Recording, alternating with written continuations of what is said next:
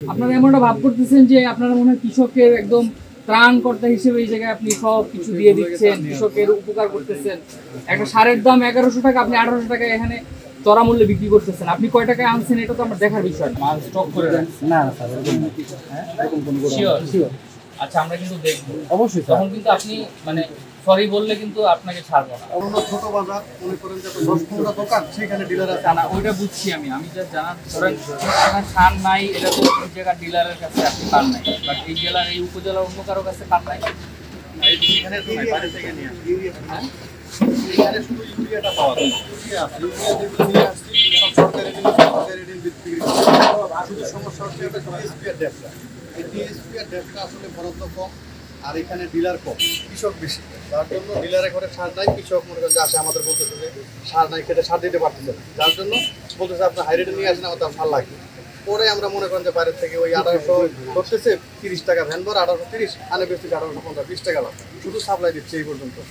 এটাই আমাদের ভুল। এখন এইটুকু যদি না নিয়ে আসি তাহলে কৃষক একটু সার কৃষকের, আপনি তো কৃষকের ত্রাণ করতে না, আপনি তো কৃষকের ত্রাণ করতে হিসেবে এই জায়গায় নিজের দেখাইলে তো হবে না। আপনি যে আরেক জায়গা দিয়ে নিয়ে আসছেন, ওই জায়গায় ওই উপজেলার কৃষক তো যে আপনার মতো লোকের জন্যই তো ডিপ্রাইভ হয়েছে, তাই না? আপনি যে ওই উপজেলা থেকে নিয়ে আসছেন, ওই উপজেলার কৃষকও আবার ডিলারের কাছে গিয়ে সার পাচ্ছে না, কারণ আপনার মতো কারো কাছে সে বেশি দামে বিক্রি করে দিচ্ছে। তেমন এইখানে ডিলারও আপনার মতো কোনো অন্য উপজেলার লোকজনের কাছে বেশি দামে বিক্রি করে দিচ্ছে। আপনারা এমনটা ভাব করতেছেন যে আপনারা মনে হয় কৃষকের একদম ত্রাণকর্তা হিসেবে এই জায়গায় আপনি সব কিছু দিয়ে দিচ্ছেন, কৃষকের উপকার করতেছেন। একটা সারের দাম 1100 টাকা, আপনি 1800 টাকায় এখানে চড়া মূল্যে বিক্রি করতেছেন। আপনি কয় টাকায় আনছেন এটা তো আমার দেখার বিষয় না। সরকারি রেট যদি 1100 টাকা হয়, আপনি তার কাছে 1800 1800 টাকায় বিক্রি করতেছেন। কত টাকা বেশি নিছিল? বলতে পারবো না, কেন সার মানে 2 বছর সার চাচ্ছি আমাদের 3230 টাকা লেগেছে। এখন টাকা কত টাকা ফেরত পেলেন? 800 টাকা ফেরত পেলেন? হ্যাঁ, আমাকে জিজ্ঞেস করেন সারের দাম কত, জিজ্ঞেস করেন নাই? আমি জিজ্ঞেস করিনি। আপনাকে যদি বলতো যে 10,000 টাকা দাম, যে সার কিনলেন আপনি দাম করে কিনবেন না? দাম করিনি আমি। তাহলে আপনি কিভাবে বুঝলেন যে আপনার কাছে টাকা বেশি নিচ্ছে? আমি বললাম যে ভাই সার কত, 2 বস্তা, কয় 3230 টাকা লাগবে, নিয়ে আমি বেনে দিচ্ছি। আচ্ছা, এখন যে টাকাটা ফেরত পেলেন আপনি, হ্যাঁ, খুশি না বেজার? খুশি আছে, এটা তখন খুশি আছে।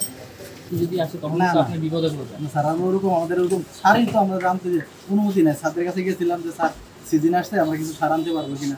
তো স্যার আমাদেরকে স্যার বলছে যে না, এখন আপনারা পারবেন না। শুনেন, আমি যদি যারা কৃষক, যারা বেশি দামে কিনছে, ওনারা যদি এখানে আপনার বিরুদ্ধে সাক্ষী দেয়, তখন আপনার কঠিন অ্যাকশন হবে, বুঝতে পারছেন?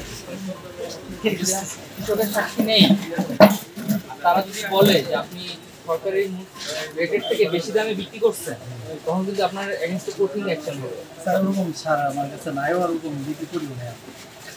কয় টাকায় বিক্রি করছেন আমি এটা জানতে চাই। যেটা রেট আমার ইউরিয়া ইউরিয়া, শুধু ইউরিয়া? হ্যাঁ ইউরিয়া স্যার, 50 টাকা ইউরিয়া স্বাভাবিক ইউরিয়া আছে। আর কোন না টিএসপি আছে? টিএসপি নাই স্যার।